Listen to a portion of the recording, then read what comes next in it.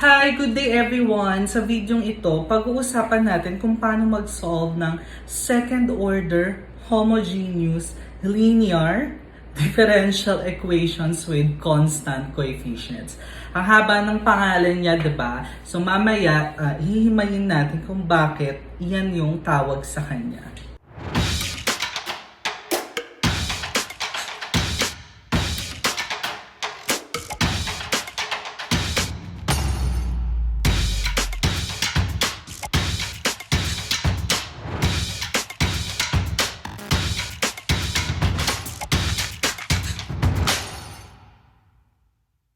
Meron tayong second order linear differential equations. Ibig sabihin, ang highest degree mo doon sa mga derivatives ay 2, such as this one. So yung y prime prime, that means a second derivative. And linear differential equations, so linear siya in the derivatives. So wala kang makikitang y prime cube, mga ganyan. So makikita mo lang yung mga derivatives na y prime in our case. Homogeneous kasi 0 yung kabilang side. So later on, meron tayong aaralin na non-homogeneous naman. Paano kapag merong non-zero function dito? And finally, with constant coefficients. So constant coefficient, ibig sabihin, constants lang yung makikita mo sa tabi nitong mga derivatives. At ito yung gagamitin nating form in this video. You have the second derivative plus a constant times y prime, the first derivative, plus a constant times y equal to 0. So lahat ng mga second order homogeneous linear differential equation with constant coefficients natin, isusulat natin ng ganitong form. Ibig sabihin, yung katabi ng y prime prime ay 1. Lagi nating magagawa yan. Siguro kung na-discuss na sa classroom ito, ang ginagawang form ng iba ganito, ay prime prime plus by prime plus cy equal to 0 where a is non-zero, no? So bali ang ginawa natin, dinivide na natin both sides by a. We can divide both sides by a because a is non-zero. So meron kang y prime prime plus ito constant, tinawag ko na lang siyang b dito sa sa form natin. Yung c over a constant lang din naman yun, kaya tinawag ko na lang din siya na c doon sa form natin. So para less yung letrang gagamitin natin. Okay, so ganito yung gagawin ninyo kapag nasulat nyo na yung etong homogeneous equation na to sa desired form natin. So meron tayong tinatawag na auxiliary equation, or others call it characteristic equation. So manggagaling yun from the differential equation. So yung y double prime or the second derivative, you just replace it by m square. The y prime, replace it by m, and then the y here becomes 1. Okay? That's why we have this m square plus bm plus c and then equal to 0. Auxiliary equation yan. This is a quadratic equation kasi degree 2 siya in m. Okay? Tapos ang sabi natin, whenever we are solving quadratic equations, you have two solutions for the quadratic equation. So this quadratic equation has two solutions na itatago natin sa pangalang R1 and R2. Okay? So yung two solutions dyan, na R1 and R2, you have three different cases. So ganito yung mangyayari, no? So the first case, these two are real, but they are not equal. So that is the first case. The second case is, both of them are real again, pero equal sila. Yung pangatlo, hindi sila real. Okay? So, isa-isahin natin ito at magbibigay tayo ng isa-isa pang example. Wherein we have the roots of your auxiliary equation are real and unequal or not equal. So yung general solution to star, what is star? Yung differential equation natin, murahin na natin to, is eto lang. Y equal to a constant na tinawag mong C1, e raised to yung isa mong root times x plus C2 e raised to yung pangalawa mong root times x. So, yan yung madaling tandaan. Okay? And for case 2, if they are real again, pero equal naman, yung general solution mo to your differential equation has this form. So, y equal to c1 e raised to r1x. Pwede rin r2x kasi in this case, r1 and r2 are the same. So, c1 e raised to r1x plus c2 is a constant, times x times e raised to r1x. So, that is for case 2. For case 3, r1 and r2 are not real. So, ang ina-assume natin dito sa mga B and C mo, itong mga coefficients nung linear differential equations mo, ano yung mga real numbers lang, no? So, kaya meron tayong possibility na R1 and R2 are not real, yung roots niya. So, kapag R1 and R2 are not real, yung roots mo automatic, conjugate sila nung isa. What do I mean by that?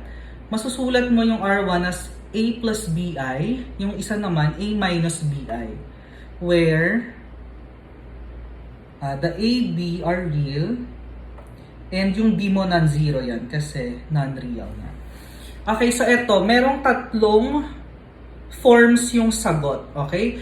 Forms lang, pero itong tatlong yan, pare-pareha lang yan, okay? Magkakaiba lang sila na itsura, pero pare-pareha lang sila. Baka kasi magkakaiba yung binibigay na sagot sa inyo nung teacher, no? Baka may sinusundan kayong form. So, ganito. Kamukha siya nung sa case 1. So, C1 e raised to yung unang root times x plus C2 e raised to R2x. Which is the same as e raised to ax. Saan manggagaling yung a? Doon sa real part nung solution mo. Doon sa auxiliary equation. So, this is R2, ha? Okay? And then, times C1 e raised to ibx. Yung b mo, ito yung katabi nung i. Okay? Plus C2 e raised to negative ibx. Or pwede rin namang e raised to ax quantity C1 cosine bx plus C2 sine bx. So mag-solve na tayo para mas madali siyang maintindihan. For this first example, sinulat ko lang yung case na gagamitin natin, no? So, we have this differential equation. So, parang hindi kayo malito, instead na gamitin nyo yung notation na to, mag-y prime notation na lang kayo, mga naka-prime. So, we can write this one as y prime prime minus 3y minus 6y equal to 0. At anong sabi natin, divide mo lang both sides by 3 para maging 1 yung coefficient nito. So, divide both sides by 3. So, ang lalabas dyan ay y prime prime minus y, this is prime, minus y prime minus 2y equal to 0. Okay? So, nasulat mo na siya dun sa form na gusto natin. So, hanapin nyo na yung auxiliary equation. So, yung auxiliary equation, ganyan mo siya sinusulat. So, m squared minus m minus 2 equal to 0. And then, isa-solve na lang natin ito. Yun yung roots ng auxiliary equation. So, I think this is factorable. I think this is m minus 2m plus 1. Kapag nagaganito kayo, no, check nyo kung yung product ba nito, makukuha nyo yun. Negative 2m plus m, negative m squared. So, you have a product equal to 0. So, equate each factors to 0. So, m is 2. M is negative 1. So, ano yung general solution? So, babalikan natin ito. Itong form na yan. So, yung general solution is y equal to c1 e raised to yung isang root, yung root mo is 2, plus c2 e raised to, ano yung isa mong root? Negative 1. So, yung negative 1 ilalagay mo doon. So, negative 1 times x is negative x. So, ito yung sagot dyan sa differential equation natin. Yan na yung general solution. Punta na tayo dun sa case 2. So, sa case 2, real, equal. Let us solve this differential equation. And as you can observe, 1 na ito na yung katabi ng y double prime. So, ang next step na agad is to find the auxiliary equation. Ano yung auxiliary equation? M squared plus 4m plus 4 equal to 0. And I think this is factorable. This is m plus 2 squared. Can you verify? Square of a binomial. Square the first term, magiging m squared. Multiply this and multiply by 2, you get 4m. Square this, that is 4. And then it means m plus 2 times m plus 2 equal to 0, no? So, m equal to negative 2, m equal to negative 2. So, nasa-satisfy niya na yung roots mo, dalawa, pero equal sila, dalawang negative 2. So, ang general solution na natin ay, so ito na yung R1, R2 natin. So, the general solution is y equal to C1 e raised to, yung root mo times x, so negative 2x, plus C2x e raised to, yung root mo, which is negative 2, times x. Okay. So, ito yung general solution. For this last example, ang ibibigay kong sagot, yung tatlong forms. Okay? So, sabi dito, let us solve this differential equation. So, you expect na not real yung solution na lalabas dito. Okay, kasi para sa example natin na case 3. Okay, so ang unang step, kailangan 1 ito. Divide both sides by 2. Anong lalabas dyan? Y double prime minus 4y prime plus 13y equal to 0. And then find the auxiliary equation. Auxiliary equation, m squared minus 4m plus 13 equal to 0. Okay, so paano magsasolve nito? Kapag hindi nyo ma-factor, use the quadratic formula. Ano ba yung quadratic formula? So, m is equal to negative b. Negate mo si negative 4, so it's 4. Plus minus square root of b square minus 4ac all over 2a. So, m is 4 plus minus square root of 16 minus, what is 4 times 13? 26. 13 times to 26. Mahina ako mag-arithmetic talaga. Diyos ko. Okay, what is 16 minus 52? My God, 42 minus, is it 36? 4 plus minus square root of negative 36 over 2. At saan ba equal ang I? Square root of negative 1, diba? So, kung gusto mong mawala yung negative sa loob ng square root, maglalabas ka ng I. Maglalagay ka ng I doon. So, we have now 4 plus minus square root of 36 is 6. So, divide everything by 2. 2 plus minus 3i. So, yung roots mo, para hindi tayo maligaw, 2 plus 3i, 2 minus 3i. Okay, so babalikan natin yung kung paano kinukuha. No? So, sasabi niya, R1 and R2, ba't ba wala akong R1, R2 dito? Susulat mo sa A plus BI tsaka A minus BI. So, in this case, ang A mo is 2, ang B mo is 3.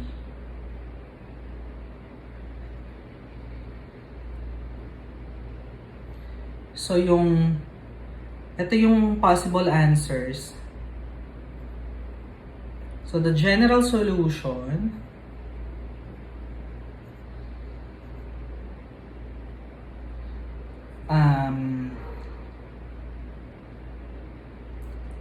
Ito, dito muna tayo, no? So, C1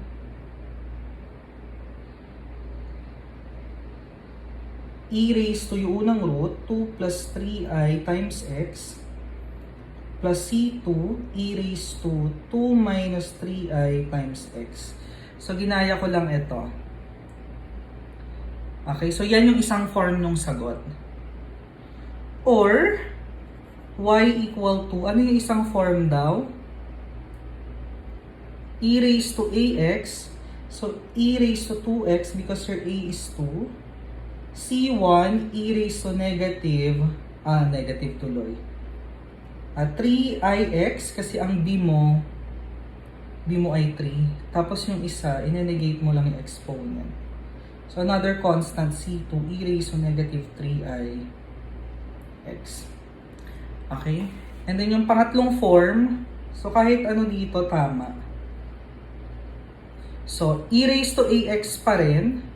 So, e raised to 2x, tapos C1 is a constant, cosine bx. So, ano ba yung b mo? 3. So, cosine 3x plus C2 sine 3x.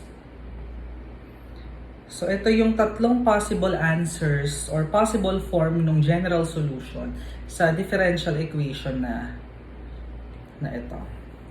Okay, so important dito sa mga examples na to na marunong kayong mag-solve ng quadratic equation. Kasi after the auxiliary equation, you have to solve for the quadratic equation. So meron akong video dito how to solve quadratic equation. So a quadratic equation can be solved by factoring, extracting the square root, or you can just simply use the quadratic formula. So yung quadratic formula, yun yung pinaka-universal way na pang-solve ng quadratic equation. So, lahat ng cases ng quadratic equation kaya nyo i-solve. So, kung ayaw nyo aralin yung first two na nabanggit ko, kahit quadratic formula na lang yung aralin ninyo. And before I end this video, you can do it yourself. So, nag-prepare ako dito ng tatlong example. So, one for each case. At andito yung mga sagot. So, huwag nyo na munang tignan yung sagot kung gusto nyong i-solve ito. So, huwag kalilimutang mag-like and subscribe ng ating channel at i-share sa mga friends nyo na nag-aaral din ng differential equations. Goodbye and stay safe!